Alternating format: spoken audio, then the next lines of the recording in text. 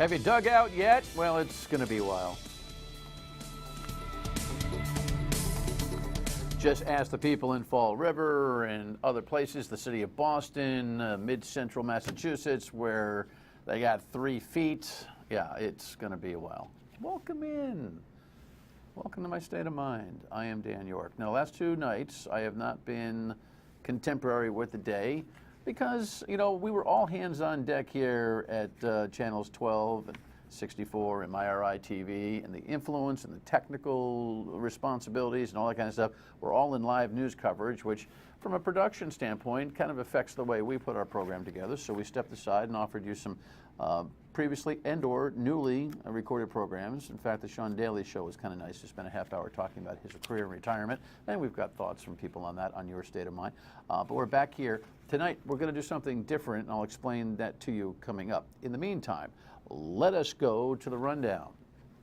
That's what a lot of people said. When she said to jump, you jump. When she said to stay home, you stayed home. What a great way to find out that you're not going to school. Did you see this video? You'll see a piece coming up. On a more serious note, we've got a precedent that's caused this kind of environment in the Middle East, seems to me. And Mr. Kraft has stepped up, perhaps in the way. He may be sorry for it, he may not. Super Bowl countdown continues. And along with that, what a wise guy this guy Marshawn Lynch is. Let's go. We'll take state of mind, by the way, later in the broadcast, because we're doing some funky things here tonight. Headline, under the category of yes, ma'am. That's what I wrote. The headline is what other people write. In the first major test, Raimondo draws praise. And you know what? I think you got to give credit to the new governor. There's nothing like a snowstorm, a weather event, to be able to show yourself as a leader. It's an apolitical situation, whether you voted for her on this issue or voted against her on that issue. If an elected leader, like a governor, manages a snowstorm properly, it raises their Q rating, their poll ratings, the entire thing, and people generally feel better. The funny thing was, when it came to the travel ban and everything, she more or less laid it on us, and everybody went, yes, ma'am. I urge every Rhode Islander to stay off the street starting at 8 o'clock tonight, and I just signed an executive order to put a travel ban into effect starting at midnight this evening. Midnight this evening, by law, we need everyone off the roads. So wherever you are at 8 o'clock this evening, that should be where you are prepared to stay overnight and through tomorrow. Yeah, well, 8 o'clock, midnight. There was a couple of variations to her argument, but she was firm, she was direct, she was in control. And like Don Carcieri, when he used to do it, it really established himself in times of weather crisis and, of course, the Station nightclub fire, which is the worst thing we've ever had in this state. I mean, it was kind of like a paternal, fatherly approach. Well, Gina Raimondo had kind of a paternal, motherly approach. And when she told you to stay put, you kind of said, yes, ma'am. And, of course, she thanked everybody because everybody did what they were supposed to do. Before I wrap up and answer a few questions, I just have to say thank you. Obviously, as your governor, this is my first experience with a storm, and I have been impressed at every turn with the men and women of the state police, with the National Guard, with National Grid, with DOT, with the mayors, town administrators, and DPW. And I am very proud of all the people of Rhode Island. We asked you to stay home, and you did. We asked you to give a helping hand to your neighbors, and you did. Now let's finish this off the right way. Stay at home just a little bit longer, and we're going to get you back to business as soon as we can. Thank you. One of the entities that she neglected to thank is the media, who, if they don't put you on television, no one hears you. It's kind of like if a tree falls in the woods, no one's there to hear it. Does it make a noise? But it's their job, too. If we're going to get thankful, just thought I'd let her know that. I think it was a perfect storm. It started at the right time. It had the right kind of warning. It had the right kind of forecast. Unless you're on the Cape, when you were thinking you'd get no more than a foot, you got 2, 3. Unless you were in New York, where you're preparing for the worst and you got just a little. But, you know, it more or less rolled out the right way. Everybody paid attention, and no harm, no foul for the most part. And, of course, the big thing was we had power, and that changed everything. So the kids got a chance to find out that they weren't going to school. Let it snow, let it snow. I did see Frozen. I got little ones in my family, not my immediate family, but my daughter made me watch Frozen this past Christmas holiday with her, and I enjoyed the moment. My daughter's in college, but she still likes this Disney stuff. Anyway, Moses Brown has a unique way of letting their kids know no school. School is closed, 'cause it snowed so much last night. School is closed,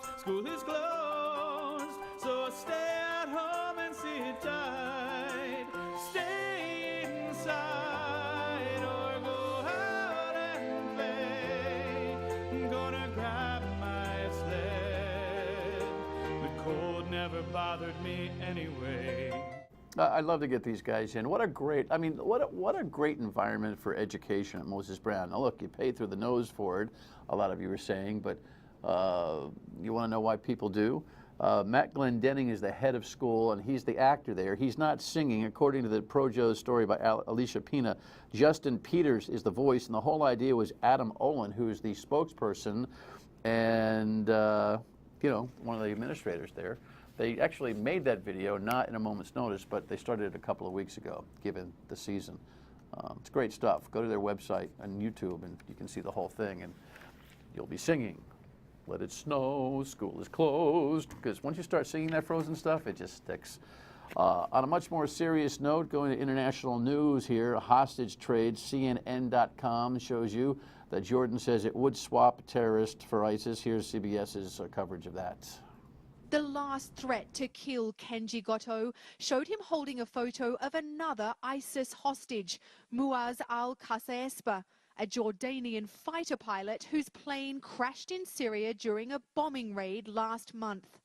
In an audio recording, purportedly the voice of Kenji Goto, ISIS threatened to execute both men unless Jordan agreed to release Sajida al-Rishawi, a death row prisoner who was caught after failing to detonate a suicide bomb in 2005.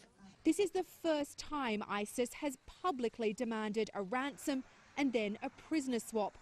Well, they asked for the ransom, and then they gave that up for the prisoner swap at press time, meaning at show production time. We hadn't heard what happened, what's happening with the Japanese hostage. The Jordanians are trying to make a move on their pilot, and a lot of people understand why. A lot of people also say this is not the kind of precedence that we ought to be establishing with ISIS. And then I ask you to remind yourself, it's not their precedent.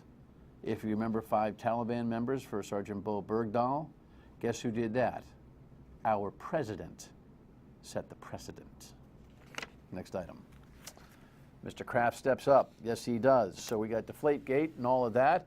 And while we were snowing and we were not able to give you a local production, Mr. Kraft said this about his fellas, Belichick and Brady. Oh, there we go, coming back. Well, you know what? It's interesting. We've got this other thing called locker room attendant gate now with this, because Fox News or Fox Sports reported that video shows that there was an attendant who had footballs and may have ducked into a restroom and was in there 90 seconds.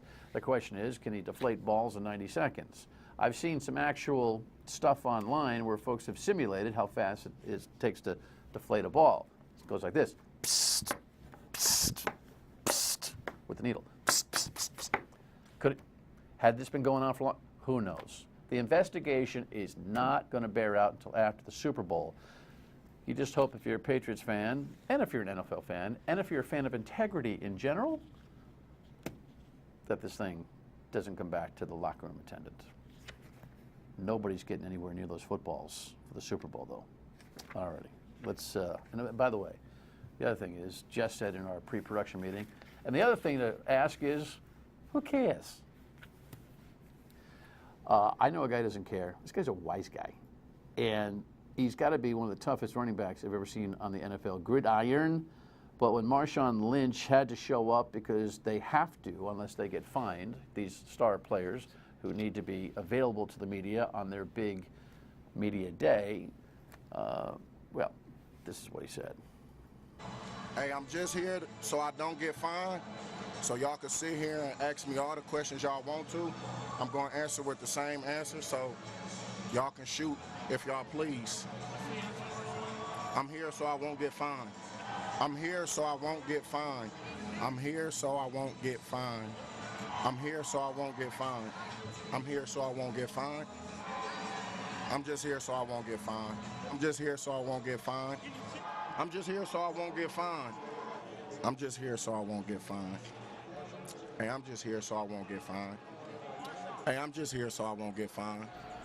Unbelievable. He's going to get fined for that and for wearing a hat, which was out of protocol, selling his business opportunities.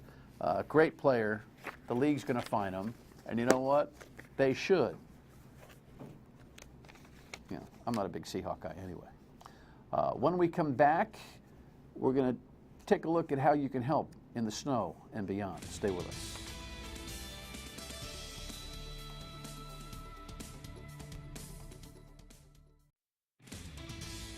Now, as the storm moves out of the region in the coming hours, we have to turn our attention to helping our loved ones. And I'm asking you, if you can volunteer, please do that. We're going to need your help. We need your help with the shelters. We need your help digging people out and shoveling people out. One way to help is to volunteer time with an organization called Serve Rhode Island. They run a shoveling program to assist elderly people, folks with disabilities. We've reached out to Serve Rhode Island, and we're told they have 500 requests right now for shoveling assistance. They have 200 volunteers ready to go. We need more volunteers. And they're probably going to get more requests.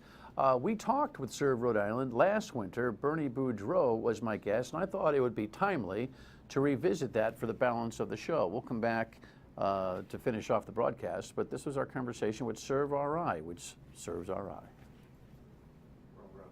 Tonight we're going to be talking about volunteerism here in Rhode Island and an organization called Serve Rhode Island, which is Serve RI, which does stuff like this, get people out to shovel sidewalks and driveways when the need is here. Bernie Boudreau is the executive director of Serve RI. This is a kind of a cool organization. Near $1 million budget, coordinating really volunteer services for the entire state of Rhode Island. That's right. Talk to me about it. Well, we do that in a number of ways. We have special projects that we recruit volunteers for, like the snow shoveling. When we have a snow event, we know there's a lot of elderly and disabled that really haven't had that help. And so we put the word out. This TV station's been wonderful in helping to get the word out. In January, we recruited 55 volunteers, and they shoveled out 133 homes for elderly.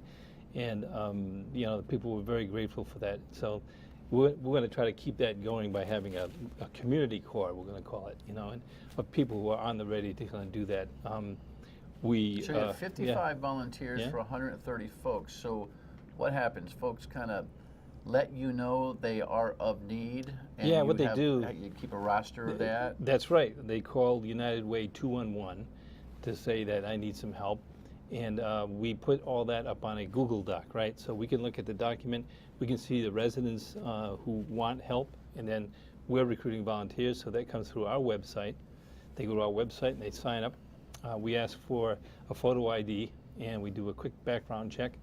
And if they pass, we put them up and we match them up geographically with the elderly. We had a whole bunch of volunteers do 5 and 6 homes. Actually, I did 5 myself to kind of get a feel for it. The last home that I shoveled was a woman who was calling me from the window, and I was waving, because our rule is you don't need to engage with a resident, just be outside, they know you're there. And she said, "Do you know I'm 100 years old?" I said, "Well, you better stay inside." She's a 100-year-old woman. Right. And she said, "I usually try to do this myself." I said, "Please don't do that." But there is that kind of a need. God, I wonder when she stopped. Last year, the year before? Yeah, probably last snowstorm. When she was a lot younger at 98. Right. But just an example, I think, of some of the cool stuff you find when you're out there in the community, acting out of the box, helping people, right? Yeah, and what we do is try to provide opportunity for people to get involved. A lot of times folks are reluctant to volunteer because they don't know where to go, or how do you sign up, and who do you talk to? Talk to us. Go to our website, call us up, and we will connect you with something of interest to you. If you want to volunteer once a week, we have opportunities for that in schools, in nonprofit organizations. If you want to get involved with a spring cleanup project like we do, Roger Williams Park pond for the seven years in a row now. We've had between 250 and 400 volunteers on Saturday morning. This year is going to be April 26th. With these long rakes that we designed to kind of pull trash out of the ponds. Trash gets blown there over the winter, and unfortunately there's a lot of people who litter. But we have a crew of people that clean that whole pond area up in 4 hours. And we have tons and tons of trash we pull out of there. There's another opportunity. You can do that once a year, feel good about it, bring your kids. After storms like Hurricane Sandy, we had over 1,200 volunteers go down to Westerly, help clean up the debris. So we're the conduit for that. So we're organized to get people placed and so they have a good experience. So you're a primarily taxpayer-funded organization, correct? No, we're a 501c3 nonprofit organization. Okay, so people can contribute to your organization. We hope they will. But you also have a major federal grant that you work with. We do. Between state and federal money makes up 40% of our budget. 60% of our budget is private monies. So a lot of what we do, we work with a lot of Rhode Island corporations. There's several that contract with us to organize service projects for their employees. I can tell you that I have sarcastically responded to listeners on the radio and viewers on the television from time to time who send me an email from Pluto, complaining about whatever. And when I'm bored with them, or listeners to the radio show probably will remember at some juncture that after listening to somebody just blow hard on the radio, I just say, you know what? Why don't you go volunteer somewhere and make a better use of your time? So when we come back, I want to talk a little bit about the concept of volunteering, the history of it a little bit, and how Rhode Island actually fits in the volunteer rank. Stay with us.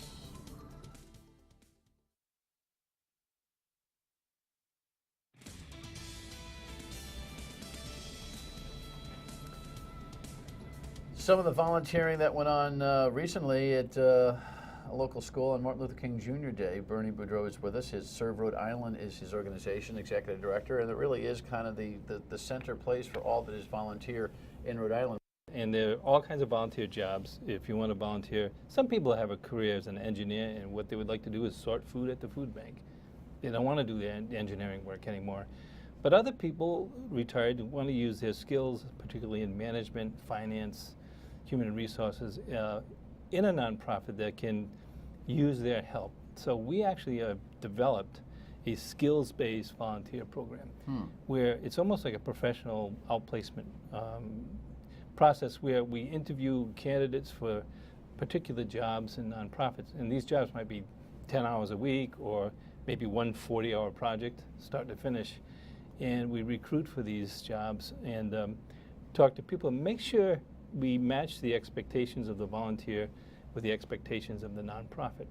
We make the nonprofit do their homework, design a job description, figure out the work, and have a place in the organization for that volunteer. And it's a slow process. We don't do thousands of these.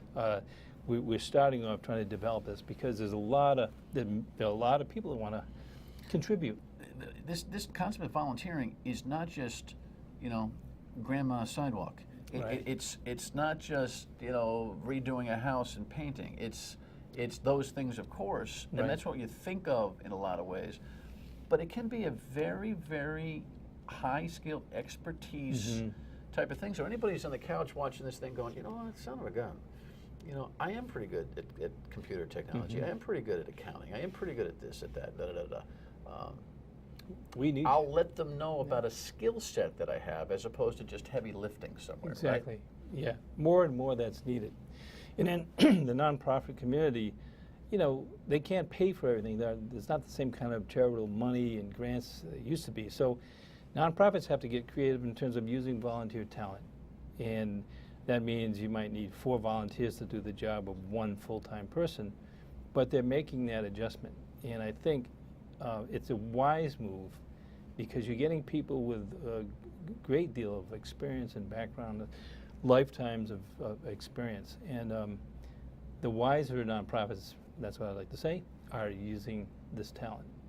And, if we don't use that talent, it goes wasted. I mean, we both know a lot of retired folks. They have so much they want to still contribute, but there's no outlet for them. They don't know how to connect. We could talk all day about this. I hope that you didn't find this program to be kind of, whatever, because it really is at the core. It says a lot about us, how well our volunteer rate is going and how much work can be done. Yeah. Can you imagine another 17,000 people that go to this site and say, Yeah. look, I saw Bernie on TV. He's right. I need to get in, and I can do this, and so I shall help. And, of course, if you need some help or you need a project, let us know. Your final thought, 10 seconds. Really, kids in school needed an extra adult to help them get through their reading or their math. We know we need that help. We need people to step up, and I hope they do. All right. Good to see you. Good to see you. Thanks for too. your good work. Thank you. All right. Your state of mind. When we come back, stay with us.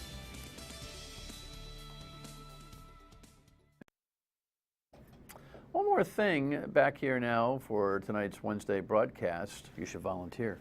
Do you know that this is the 70th anniversary today of the closing of Auschwitz? Yes. Pictures from the Holocaust Museum. Clearly the worst humanitarian disaster in our history, 7 decades ago. If we don't pay attention to history, it can repeat itself, and with all of the violent challenges we have around the world, in the Middle East specifically, it's worth noting. Anyway, terrible time in the world's history, no doubt.